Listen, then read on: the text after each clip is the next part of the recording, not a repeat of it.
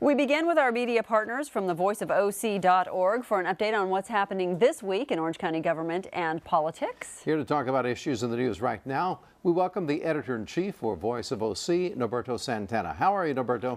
Hey, Dan. Thanks for having me again. I thought we had a new CEO lined up. What's going on with that? It does seem like we have a new CEO. It looks like right now they're getting ready on next Tuesday to potentially approve a contract for Mike Giancola, who currently runs the trash department here called OC Waste and Recycling. He's been with the county for 34 years. It really surprised a lot of observers. They've had a few CEO candidate recruitments that have gone off the tracks. Giancola also had been under investigation by a law firm hired by the county to look into allegations that there were salvaging operations going on at the landfill, that potentially he was using employees to do work on private type of matters. Today, Supervisor Sean Nelson told me that Giancola had been cleared by the law firm investigation. However, we got a letter from the attorney representing one of the whistleblowers that says that law firm's investigation is not over. So there's some real questions moving forward how they'll handle the transition. Well, I tell you, you think everything's worked out. You think they would have all this stuff checked out. What seems to be the problem? Because this is not the first time this has happened. Well, you're right. In the last few months, ever since the district attorney went after Carlos Bustamante, OC Public Works executive charged with 12 felony sex crimes dealing with underlings, county supervisors have had this strange system where when complaints come forward about department directors, they kick them to this law firm that does an investigation. The challenge here for the public is that the conclusions of this law firm's probes are not known. Supervisor Sean Nelson told me this morning that he hadn't even seen the report on Giancola, was just told that he had been cleared. And so that's the new standard that we've got at the county now. Okay, so they knew he was being investigated. They don't know what the end result of the investigation may have been. Where does it stand now? Where are they going now with this particular candidate? Well, this seems to be almost their last internal candidate. There are many internal department heads that we've heard that don't want the job. Remember, many of these supervisors are getting ready to campaign next year. It's going to be a difficult time to lead the county right now. Nonetheless, on Tuesday, they will have a contract up for Mike Giancola in front of the County Board of Supervisors. I believe they're willing to pay him something around what the last CEO was making, which is about $250,000 a year. There won't be the same kind of pension issues. I think that's the advantage of promoting somebody from bottom up.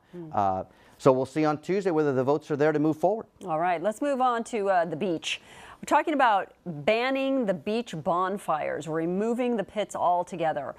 This started out as sort of just this quiet little story and has turned into an enormous controversy here in Orange County. What's going on there? Well, you're right. Cities of Newport Beach and Huntington Beach have very different opinions about beach fires. This last week, the county supervisors went on record. Supervisor John Morlock, kind of an interesting take. Morlock came forward with a proposal to allow local cities to do with those pits as they see fit. So you might see a different approach in Newport than you'd see in Huntington Beach. Todd Spitzer saw a very different situation. He thought that beach fires are such a part of California culture that there's no way they should be banned and that local cities shouldn't even have that right. Now, ultimately, supervisors adopted Morlock's proposal, allowing local control on this issue on a unanimous vote. And we'll see again how that works out now at regional bodies. Now, what's the difference from what you've looked into now that Bill Burke has resigned his position? Well, this situation continues to move forward. I mean, earlier last week they were talking at the county, Supervisor Morlock was, about maybe replacing some of the fire pits with gas-powered flames, which sort of drew a lot of sort of wry comments from his colleagues. I think it'll continue to work its way out now at the air quality boards that are looking at the issue. I just don't know if they're going to have much to say that it's a pollution issue. Right. Okay, let's move on. The state of Nevada has been accused of dumping mentally ill patients here in Orange County. We heard the story not all that long ago. They're putting them on buses and shipping them here and then just sort of letting them loose.